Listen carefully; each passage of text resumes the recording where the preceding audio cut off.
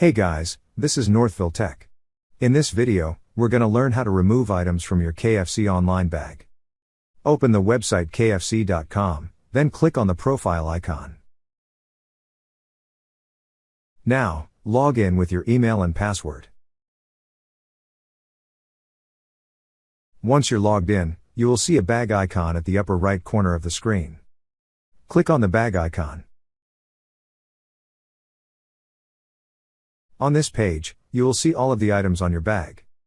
Under the item you wish to remove, you will see a Remove button. Click on Remove.